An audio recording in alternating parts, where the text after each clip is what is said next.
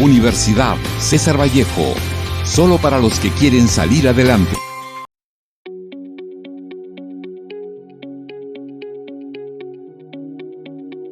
Materiales: agua destilada y muestra. Equipos: copa de Casagrande, balanza, brocha, tamiz número 40, horno, recipiente, espátula, ranurador, pipeta, mortero y una placa de vidrio pulido. Primeramente, se debe hacer el cuarteo. Se colocará la muestra sobre una superficie limpia, extendiéndola de manera uniforme. Luego, se dividirá visualmente en 4 partes.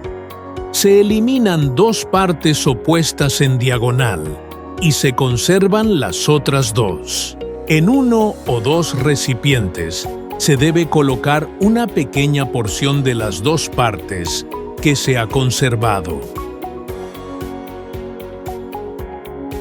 Posteriormente se debe llevar al horno a una temperatura de 110 grados Celsius o 230 grados Fahrenheit por aproximadamente 24 horas.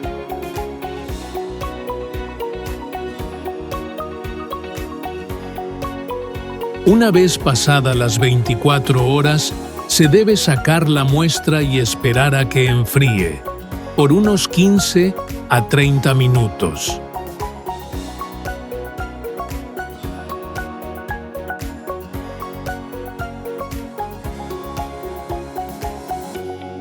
Si la muestra presenta un tamaño grande, debe triturarse hasta obtener una fracción más reducida. Después de triturar la muestra, se debe pasar por el tamiz número 40 para iniciar el tamizado.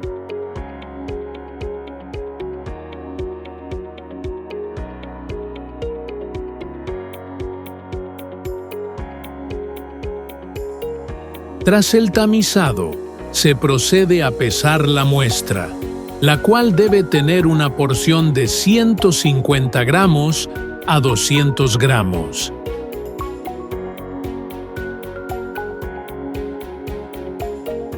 Una vez obtenida la muestra, se extrae una pequeña porción y se humedece gradualmente utilizando una pipeta.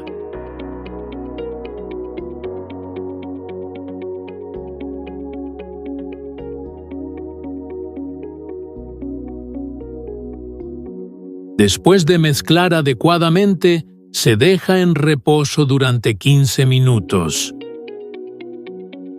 Durante el tiempo de reposo de la muestra, debemos ir calibrando la copa de Casagrande.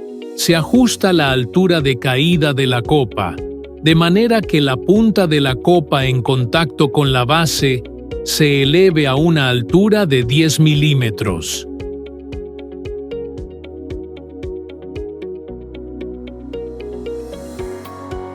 Transcurridos los 15 minutos de reposo, se mezcla nuevamente la muestra y se procede a colocarla en la copa de Casagrande.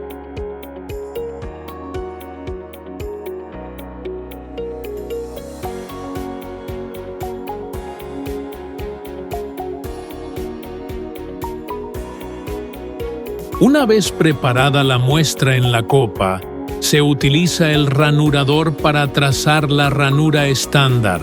Con el contador en 0, se gira la manivela hasta que la ranura se cierre.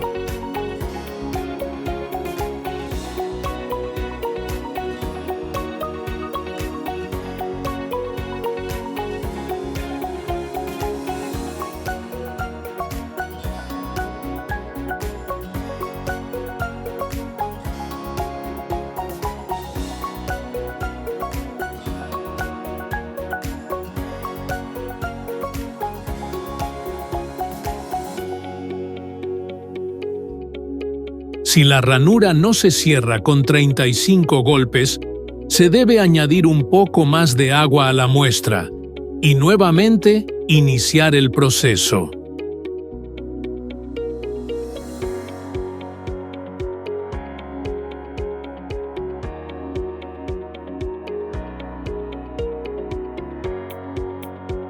Luego de poner la muestra en la copa de casa grande, se procede a ranurar y ver a los cuantos golpes cierra la muestra, y anotando los golpes en los rangos requeridos, este mismo procedimiento se realiza 3 veces.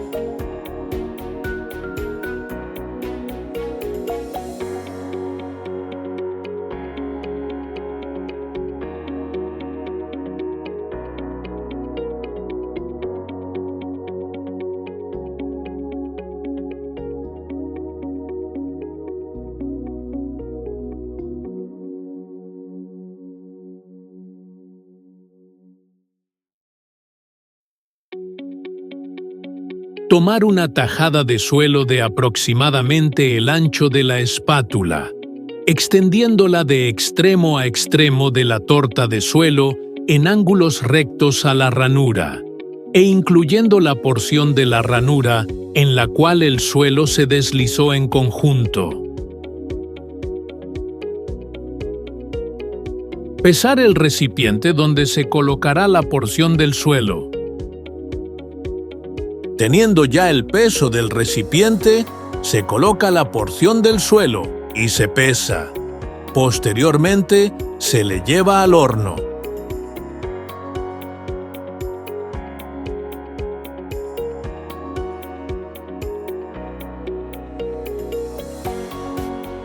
Regresar el suelo remanente en la copa al plato de mezclado. Lavar y secar la copa para la preparación de la siguiente prueba.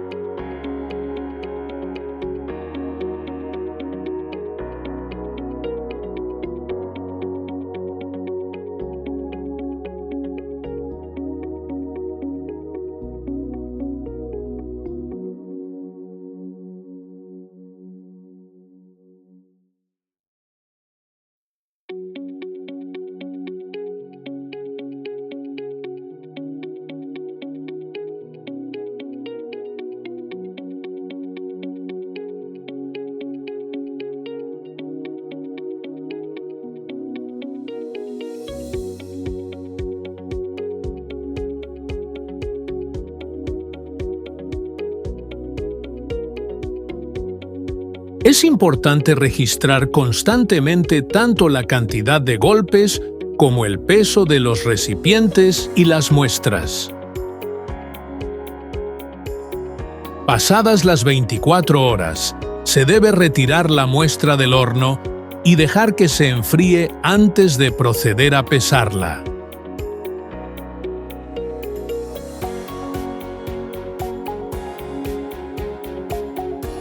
De la masa de 20 gramos, tomar una porción de 1,5 gramos a 2 gramos. Enrollar la masa entre la palma o los dedos y la placa de vidrio con la presión necesaria para enrollar la masa en un hilo de diámetro uniforme en toda su longitud. Se continúa este enrollado alternado cuantas veces sea necesario, hasta que el suelo se desmenuce o presente signos de fisuras, cuando es llevado a hilos de 3,2 milímetros de diámetro. Si no se logra moldear el suelo en forma de cilindros con ningún contenido de agua, se clasifica como no plástico y se indica con la sigla NP.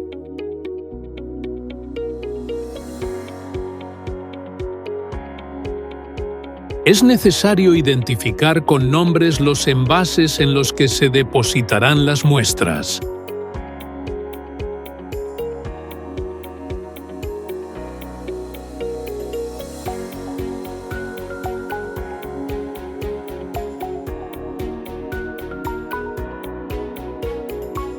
Reunir las porciones del hilo agrietado y colocarlas en un recipiente de peso conocido. Llevarlo al horno por 24 horas.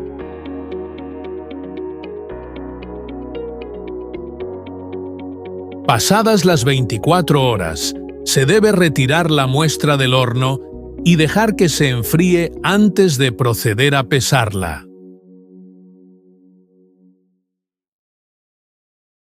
Cuando la muestra ya está fría, se realiza el pesaje y se anota los datos de la muestra seca. Luego, se inician los cálculos necesarios para determinar el índice de plasticidad.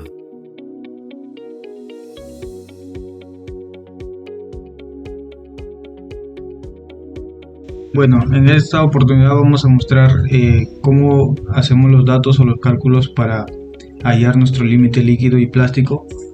Para ello tenemos que tener en cuenta estos siguientes datos: el número de recipiente, el número de golpes, el peso de recipiente más suelo húmedo, el peso de recipiente más suelo seco y su contenido de humedad. Para ello, en nuestro número de recipiente, en el límite líquido, le hemos puesto estos datos a cada uno de los recipientes, como LL1, LL2, LL3 y para el límite plástico LP1 y LP2. En el primer caso nos dio como 35 golpes.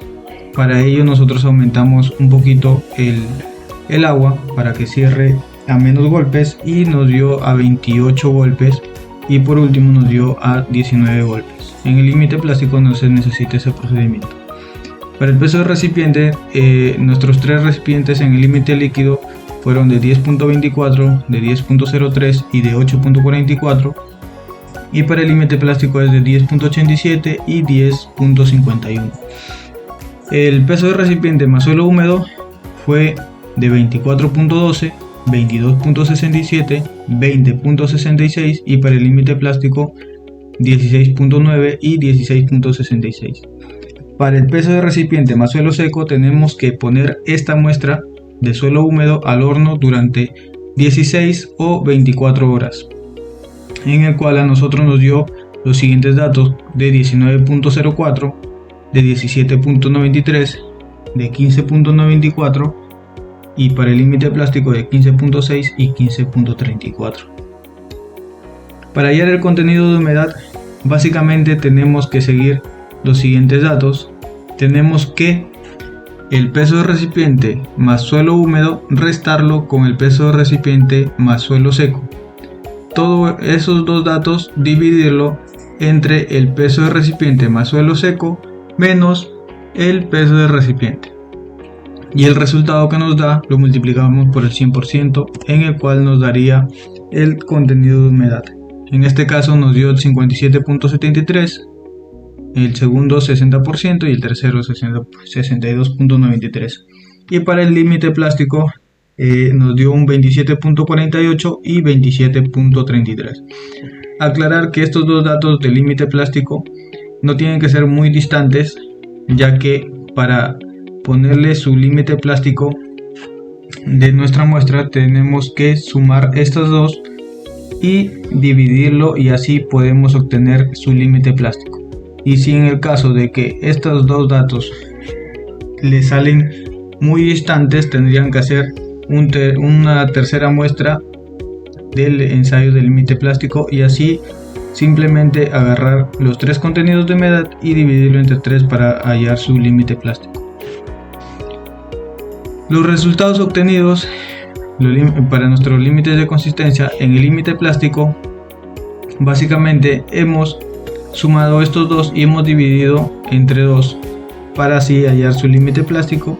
El límite líquido nos dice que tenemos que hallarlo en 25 golpes. Por el caso de nosotros tenemos 35, 28 y 19, y acá hemos hecho este diagrama de fluidez en el cual, hallando los datos, nos da que a 25 golpes nos da un 60.86%, y el índice plástico básicamente es la resta del límite líquido menos el límite plástico, en el cual nos da 33.45%.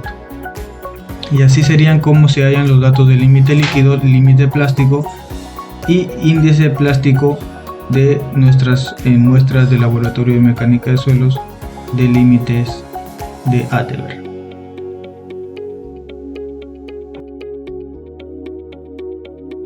Cuando la muestra de suelo resbala en la copa y continúa resbalando, aunque se aumente el contenido de humedad, o si el número de golpes requerido para cerrar la ranura es siempre menor que 25 golpes, se anota que el límite líquido no puede determinarse y se registrará como no plástico. Cuando el límite líquido es no plástico, ya no se realiza el ensayo de límite plástico. Esta particularidad es propia de algunos suelos arenosos y limosos. La presión aplicada al rodar el suelo entre la palma de la mano y el vidrio depende del suelo ensayado. La presión se incrementa con la plasticidad del suelo. En cambio, los suelos frágiles o de baja plasticidad se rolan mejor en el borde de la palma de la mano o en la base del dedo pulgar.